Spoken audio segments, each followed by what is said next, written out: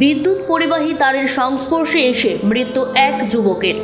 বিদ্যুৎস্পৃষ্ট হয়ে মৃত্যু হলো এক যুবকের। অভিযোগ, বেসরকারি বিদ্যুৎ সংস্থা ফিটওয়ের গাফিলতির কারণে হালকা বাতাসে ঝুলে পড়া বিদ্যুৎ পরিবাহী তারে প্রাণ গেল সাবরুমের আনন্দপাড়ার পূর্ণেন্দু বিকাশ দত্তের। মাত্র 32 বছর বয়সে এই তরতাজা যুবকের মৃত্যুতে গোটা এলাকায় শোকের ছায়া নেমে এসেছে। পূর্ণেন্দু বিকাশ দত্ত ত্রিপুরা সরকারের স্বাস্থ্য এবং পরিবার কল্যাণ দফতরে ভেহিকলস ইন্সপেক্টর পদে আগরতলা গুর্খাবস্তি স্থিত কার্যালয়ে কর্মরত ছিল। বুদ্ধ পরিবার ছুটিতে বাড়িতে এসেছিল পূর্ণেন্দু। বৃহস্পতিবার রাতে সাবরুম বাজার থেকে বাইক নিয়ে বাড়ি যাবার সময় সামান্য ঝড় বৃষ্টিতে ঝুলে থাকা বিদ্যুৎ পরিবাহী তারে বিদ্যুৎস্পৃষ্ট হয়। রাতে পথ চলতি এক ব্যক্তি দেখতে পেয়ে পুলিশ এবং ফায়ার সার্ভিসকে খবর দেয়। ফায়ার সার্ভিসের কর্মীরা ঘটনাস্থলে গিয়ে তাকে উদ্ধার করে সাবরুম হাসপাতালে নিয়ে যায়। সেখানে কর্তব্যরত চিকিৎসক তাকে মৃত বলে ঘোষণা করেন। খবর পেয়ে ঘটনাস্থলে যায় সাবরুম থানার পুলিশ। এর মধ্যে নেই বিদ্যুৎ পরিষেবা, জনগণের ক্ষোভ ঘিরে পড়ে ফিটকোর উপর। আবার হাসপাতালে জেনারেটর চালানোর জন্য ডিজেল নেই, মোমবাতি দিয়ে রোগীদের চিকিৎসা চলছে। এতে উপস্থিত জনতা আরও ক্ষিপ্ত হয়ে ওঠে।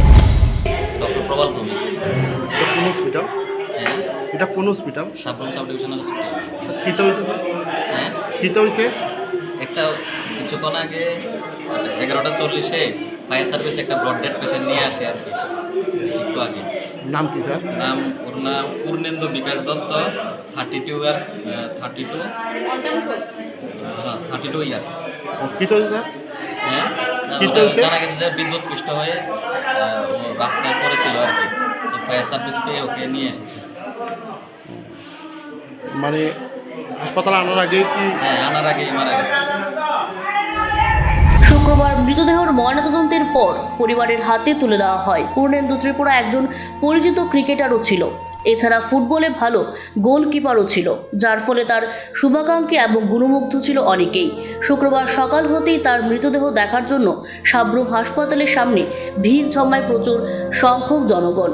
ময়নাতদন্তের পর মৃতদেহ পরিবারের হাতে তুলে দিলে পূর্ণেন্দু এর সহকর্মীরা, তার বন্ধু বান্ধবরা মিলে মৃতদেহ ফুলমালা দিয়ে শ্রদ্ধা জানায় এবং শোভাযাত্রার মাধ্যমে তার মৃতদেহ নিয়ে সাবরুম বাজার পরিক্রমা করে। পরবর্তী সময়ে তার শেষকৃত্য সম্পন্ন হয় সাবরুম মহাশ্মশানে। Bureau report, CNE TV. CNE TV, channel for news and entertainment.